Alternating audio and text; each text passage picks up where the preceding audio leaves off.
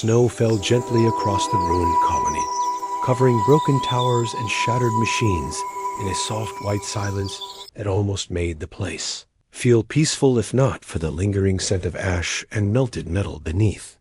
Sergeant Elias Ward walked alone through the wreckage, his boots crunching softly over the ice-coated rubble. The war was over, or so they said, signed away by officials far from the front, while soldiers like him were left behind to sweep the remains. His cum unit had gone silent 3 days ago, probably a delay in pickup. He hoped. Still, he moved like he was on patrol, scanning corners, watching shadows, always alert.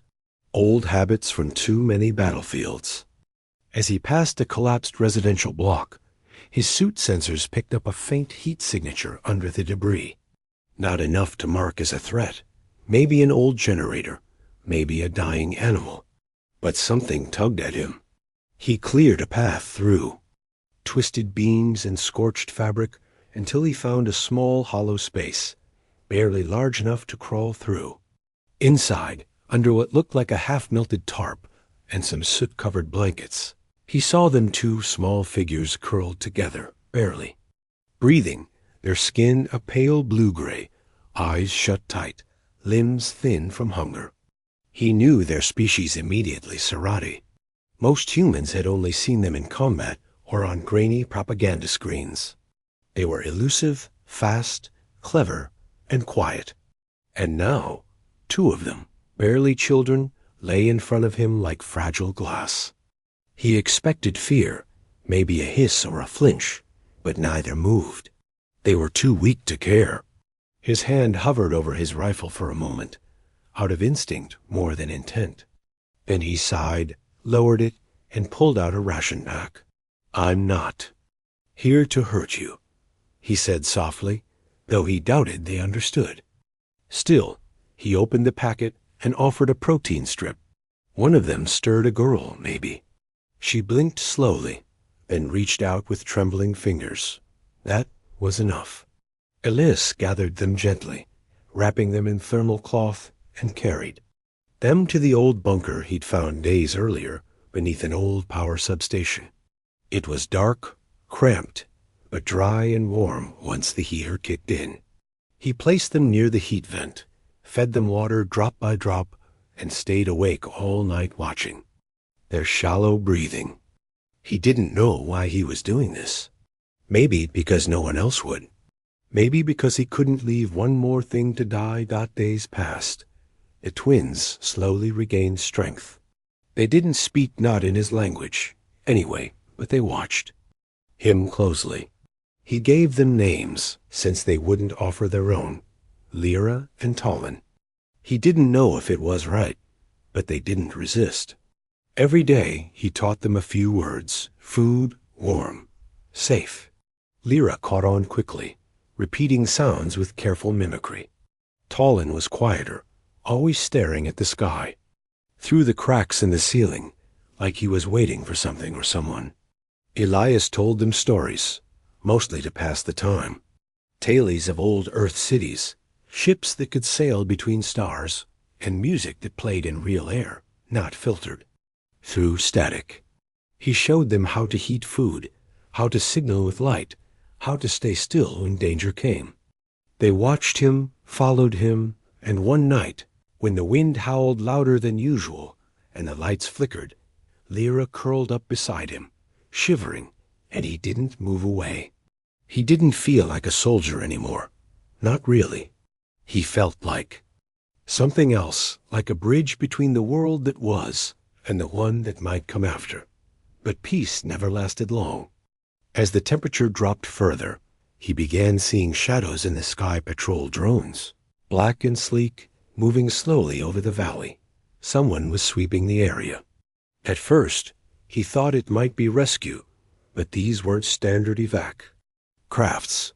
They didn't broadcast. They didn't respond to pings. And when one came too close to the bunker, its scanner beam passed through the trees and lingered, as if tasting the air. Elias powered down all systems, told the twins to stay silent, and waited in the dark. It moved on. For now, That night, he sat by the door with his rifle across his lap, the bunker silent except for the faint hum of a backup battery. He looked at the twins sleeping close together, their small forms rising and falling gently, and wondered what kind of world would punish children just for surviving. Something was coming. He could feel it. Not a battle, maybe, but something just as hard. And if it came down to it, Elias knew what he'd do. He'd protect them, not because of orders, not because of rank, but because sometimes, in the cold ruins of forgotten wars, the only thing left to fight for was a quiet corner of warmth, a flicker of trust, and two pairs of eyes that looked at you not with fear, but with hope. Snow had melted into soft grass. By the time Elias finished building what he now called a home, though it was more of a patched-together shelter than anything permanent, a quiet place hidden deep in the broken forest that once bordered the colony's central roads. Using scraps of metal, old thermal panels, and what little was left of the portable greenhouse unit from his survival pack, Elias created a space where warmth could hold off the chill, and life could grow where war had once taken everything. The twins, Lyra and Talon, no longer looked like frightened shadows. Their cheeks were fuller, their steps more confident. They helped him with the greenhouse, learning how to grow small vegetables in recycled nutrient soil, carefully misting the fragile seedlings like they were sacred things. Elias watched them closely, not as a guardian anymore, but as something closer to family. They began speaking more, their voices soft but clear, mixing Serati tones with the human words he taught them. They called him Eli now, their own version of his name, always with a gentle affection. They laughed when he read to them from a torn children's book he had salvaged from an old schoolroom strange stories of animals that wore clothes and lived in houses. And yet somehow the stories still brought smiles. At night they sat together near the old fusion lamp, playing music from a cracked data stick full of Earth's forgotten songs. It became a rhythm, a life stitched together from ruins and trust. Elias taught them how to stay hidden when drones passed overhead, how to lower the heat signature, how to listen for the faint hum that meant danger. They practiced it like a game, but the stakes were real. Patrols were increasing. More ships. Past the horizon, sometimes close enough to make the ground rumble. And soon he began to hear the whispers scattered comm signals, encrypted but familiar. Someone was looking for something. Or someone. One day, while patching an old antenna near the shelter's edge, Elias intercepted a faint signal bouncing through the valley, a Serati warship's beacon, its distress call pulsing through the ancient frequencies used during the war. The message was simple: crew stranded, requesting allies. But the tone was off. It didn't recognize the ceasefire. It didn't acknowledge peace. It was an old AI Loop 1, still living in the war that had already ended. He thought about answering, about telling them the fight was over. But something stopped him. If they came here, if they found the twins, it would all be undone. So he shut the antenna down, erased the logs, and said nothing. That night, as the children rested near the greenhouse's warm glow, Elias looked at them and realized what had changed. In the beginning, he had saved them because it felt like the right thing. Now, it felt like the only thing. He had made a promise, not in words, but in every choice he made. They had trusted him with their lives, and he wouldn't let the world take that away. But peace, even the quiet kind, never lasted long. A week later, just as dawn broke through the trees, Elias spotted movement near the ridge. He watched through binoculars as a small human scout. Party moved carefully between the rocks, scanning the terrain. Their armor was clean, newer than his. They were soldiers, but not from his unit. Possibly peacekeepers, maybe from a faction he didn't recognize. He powered down every system in the shelter, sent Lyra and Talon into hiding, and kept to the shadows. Hours passed. The patrol came closer. They didn't seem hostile, but they moved with purpose. They were searching, and he knew what for. One of them even mentioned the phrase biological assets over an open channel. Elias felt his gut tighten. This wasn't a rescue. This was a sweep. That evening, when the scouts camped just a few kilometers away, Elias sat by the greenhouse, the children beside him. Talon was quiet, staring at the sky again. Lyra leaned against Elias, her small hand wrapped around his sleeve. She looked up at him and asked, in broken but clear English, "Go now?" Elias shook his head. Not yet. He didn't know if running would help, but staying might mean losing everything. He thought about reaching out explaining the situation, but experience told him what would happen. The twins would be taken, studied, maybe separated. Their home would be declared unsafe. His actions, called treason, and he would be the soldier who broke protocol for compassion. Was it worth it? He looked at them, how far they had come, how deeply they trusted him, and his answer was simple. Yes, some things were bigger than orders, bigger than peace treaties written on paper. He'd seen enough war to know what real peace looked like. And it was this 3 lives sharing warmth in the quiet, a future growing slowly in the soil between their fingers. That night, he stayed awake long after the twins had fallen asleep. Outside, the wind carried distant voices from the scout camp. Elias whispered to himself a promise he had already made in silence many times before. Whatever comes, I'll protect them, not because he was a soldier, but because he was their shelter. Not because he was a soldier, but because he was their shelter. And they were his reason to fight not for victory, but for a future where war didn't decide who belonged. Snow swept through the trees in cold, twisting waves as Elias Ward stood. Outside the ruined bunker, the words of the scouting party still echoing in his mind. They had found him by dawn, their armor clean, voices polite but cold, offering transport, medals, a return to civilization, everything a forgotten soldier might want. But there had been a cost. They wanted to take Lyra and Talon for safe. Relocation, as they called it, speaking in the careful language of officials, too far from consequence. They promised comfort, education, security. Elias had asked to go with them. They refused. "They're not your responsibility, Sergeant," one said. "They're a diplomatic matter now." He didn't argue. He didn't raise his weapon. He simply nodded, thanked them, and said he'd think it over. That night, under the dim light of the greenhouse dome, he packed what little they had left food, thermal blankets, a small burner, and woke the twins. Without a word, they understood. They left everything behind. As they crossed into the deep wild zone, the forest grew thicker and darker, a forgotten part of the planet where satellites struggled to see and the ground remained untouched by patrols.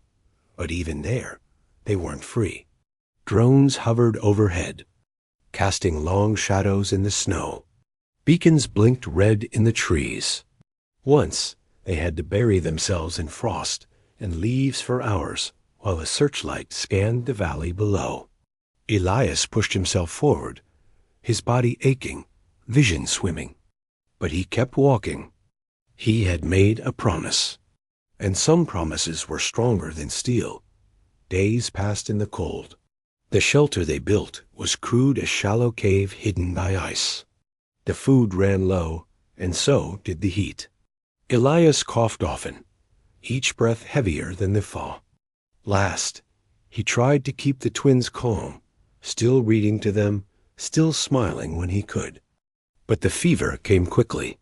One night, while they were resting under the emergency blanket, he collapsed. When he woke, he was on a bed of dry moss beside a fire, dim lights dancing above his head. Talon sat nearby, his small hands cutting strips of food with careful precision. Lyra held a damp cloth to his forehead, humming the melody of one of the old earth songs he had taught her. Their eyes no longer held fear, but focus, strength. They had cared for him as he had once cared for them. They lit fires from memory, rationed what little remained, whispered the same words he had once spoken. "Hold on, we're here." He tried to sit up, but Lara gently stopped him. "Eli, rest now," she said. And he did. Not because he was weak, but because they were strong. When his fever finally broke, days later, Elias awoke to the soft glow of a comm device resting beside him, its signal light blinking. He sat up slowly, and Lyra handed him a cup of heated broth. "You sent a signal?" he asked. Tallinn nodded, then turned the screen to show a map dots moving toward their position. "Who did you call?" Elias asked, his voice hoarse. "Lyra," answered quietly. "Not war, not danger, family." She explained in simple words that they had been sending pulses since before the scouts. Arrived coded messages taught to them by their parents, using old Sarati frequencies no longer monitored. By human systems. Messages not for help, but for reunion. They had called others like them peaceful Sarati, who had gone into hiding, waiting for a world safe enough to return to. And now they were coming, the next morning, just beyond the snow-covered ridge. The first ships arrived. They didn't descend like warships, but like pilgrims, slow, quiet, respectful. The Sarati stepped out in simple robes, no weapons in sight, their eyes filled with curiosity and cautious hope. Among them were elders tall, graceful figures with markings along their arms that shimmered with soft light. When they saw Elias, they didn't retreat. They approached, placed a hand over their hearts, and bowed slightly. One of them, an elder with silver lines across his brow, spoke in clear English, words smooth and deep. "You are the one they call Eli?" Elias nodded. Slowly.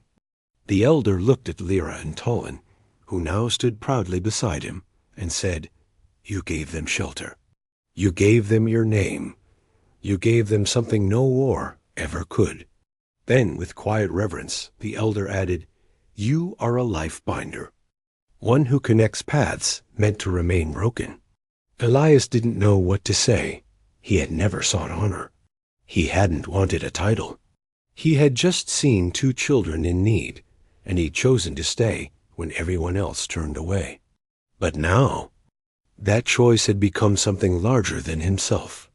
Around them, more Sarati arrived, not in force, but in family groups, fathers, mothers, siblings, survivors, all drawn by the voice of two twins who had once been too weak to speak, now calling others home.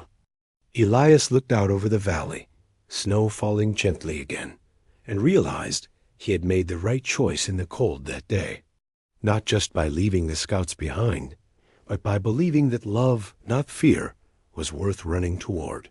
He had no idea what would come next, what governments would say, or what his own people might do. But as Lyra took his hand, and Tallinn leaned against his shoulder, he knew one thing for certain. He was no longer just a soldier. He was part of something far more powerful than any war. He was the root of a future beginning to grow, hidden deep in the snow, now starting to bloom. On the quiet moon of Valuan, wrapped in rings of blue ice and silver mist, the sound of war had long since faded into memory. In its place grew something rare, a home, built not from victory, but from healing. Elias Ward, once a forgotten soldier on a dying world, now walked freely among the Sarati people, his voice respected, his presence welcomed not out of duty, but out of love. Years had passed since the day he fled into the wild with two fragile, alien children cradled in his arms. Now those children were grown. Lyra, bold and graceful, had become a teacher of language and memory. Tallinn, quiet and thoughtful, served as a scout and protector, guiding new Sarati families across the forests of Valuan. Together, they had helped build a new society, one that remembered pain but refused to let it define the future. And at the heart of it always was Elias. He taught survival tactics to young scouts, planted seeds in the green domes above the moon's lakes, and sat beneath firelight telling stories from Earth's past. Yet, for all he gave, he never expected anything in return until one warm evening, when the stars shimmered low and the twins came to him with a request that would change everything. They spoke gently, with the same voices that once whispered. Their first human words in a broken bunker, but now filled with certainty. They told him that Sarati custom had many ways of forming families, through birth, through blood, through survival. But on Viluan there was a newer path, one shaped by those who endured together. They called it the heart bond. Not romantic, not ceremonial, but chosen. A family built by decision, not tradition. And they wanted him, Eli, to stand at the center of it. Elias sat in silence for a long while, not from confusion, but from a kind of quiet awe. He remembered every moment they had shared, the fear in their eyes when he first found them, the hope in their voices as they learned his songs, the warmth of their hands when they nursed him back from fever. He had trained them, taught them, loved them not as a soldier, not even as a father, but as someone who had once been broken and was slowly made whole again by two small lives who refused to give up. He looked at them now, not as aliens, not as children, but as people he trusted more than anyone else in the galaxy. Yes, he said softly, and the word echoed like a promise. But peace, as always, is never unchallenged. Days after his acceptance into the heart bond, alarms rang. Across the valley, sensors in the sky caught the signature of a fleet entering orbit unmarked ships. Old models broadcasting no ID. The elders recognized it quickly. A rogue human faction, long exiled, known for their purity doctrines and hatred of cross-species. Contamination. They had watched Viluan's growth in silence, and now they had come to destroy what they saw as unnatural. Elias stood on the cliffside bunker with the same armor he had once buried beneath soil, now cleaned and restored, the insignia scratched out by time. His hands no longer trembled when he held his rifle, but they carried no joy either. He didn't fight for pride now. He fought for soil, for language, for laughter around small lamps. He fought because the home they had made was real, and no one had the right to take it. Viluan had no planetary defense grid, but it had unity. Sarati warriors, once nomads, now formed ranks. Human settlers, those who had joined Elias in the years after peace, took up tools and shields. The invaders expected chaos. What they found was a wall of voices, arms locked, eyes steady. Elias led from the front, not shouting orders, but reminding them what they stood for. Not hatred, not revenge, but memory. As enemy drones fell through the clouds, Viluan lit its sky with mirrored beams confusing the sensors, scrambling their approach. Ground teams intercepted landers in the high cliffs. And when the first true wave descended, it was Elias who stood before them, weapon lowered, arms open, shouting not threats, but truth. "You want to erase us," he called out. "But we already survived once without your help. You want to silence us. But we've already taught each other how to speak." They fired anyway, but by then it was too late. Viluan had awakened. Lyra and Talon led counter teams through the caves, disabling their engines. Elders rerouted the power grids to overload enemy scanners. And above all, the people stood firm not with overwhelming strength, but with unbreakable will. The battle didn't last days. It lasted hours. The invaders, unprepared for unity, withdrew. And when their last ship blinked out into the dark, the sky fell still again. Elias sat that night beneath the twin moons, his armor scorched, his breath slow, and watched as Lyra and Talon approached with firewood and soft smiles. They didn't speak. They didn't need to. He had once been a soldier left behind, carrying guilt like a shadow. But now he was something else. Not a hero, not a symbol, just a man who had chosen to love what the world told him to fear.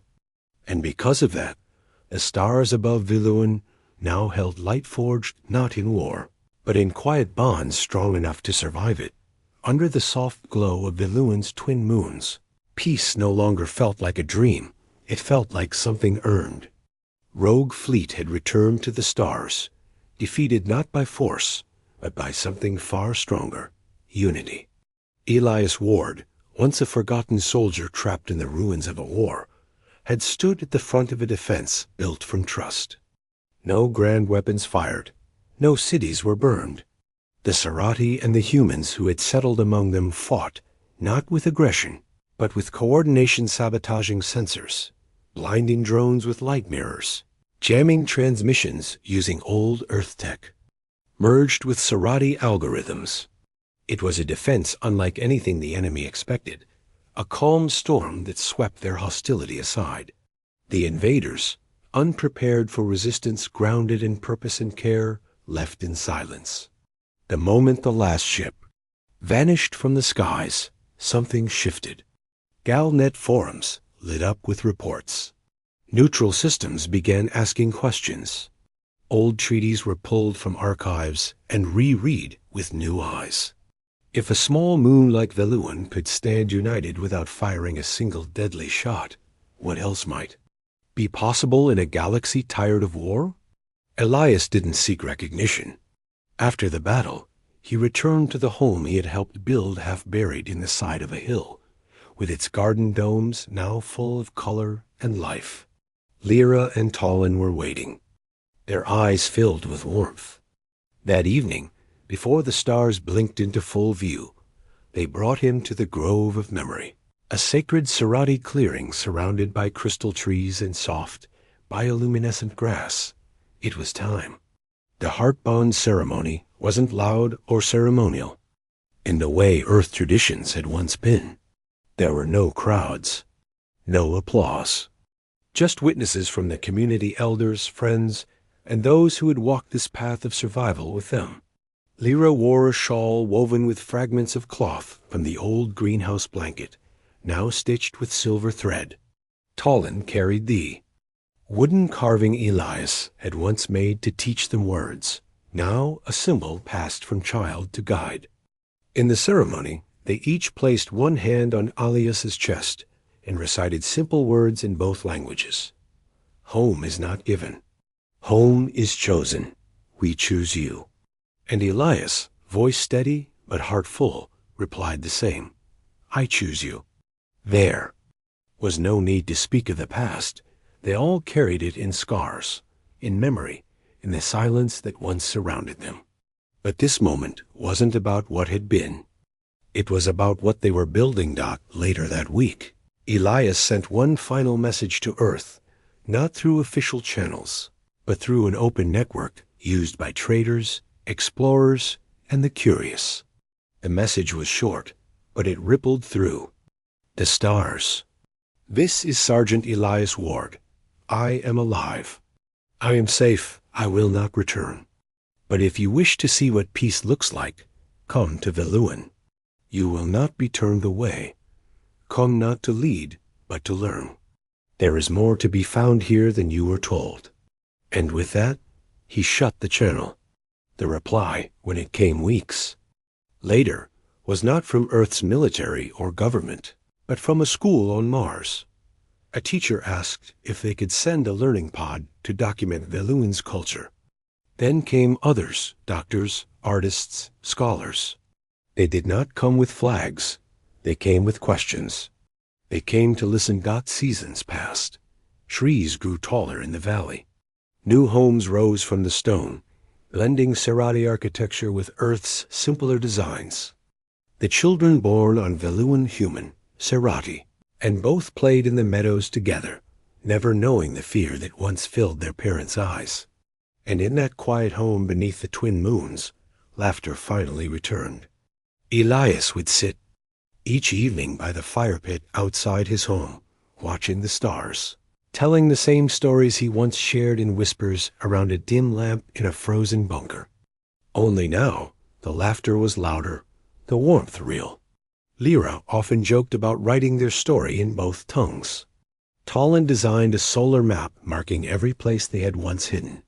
And Elias, he simply stayed, not because he had nowhere else to go, but because he knew, without doubt, that this was where he belonged.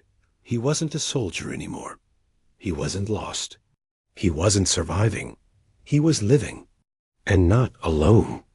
What began as a decision to care for two frightened lives had grown into a beacon brighter than any command order.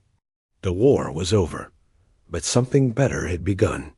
A story passed down not in battle reports or classified files, but in laughter, in shared meals, in words spoken under starlight. And if the rest of the galaxy wanted to understand how peace could truly take root, they needed only to visit the home that Elias Ward chose, where fear was met with kindness and family was, forged not in blood, but in belief.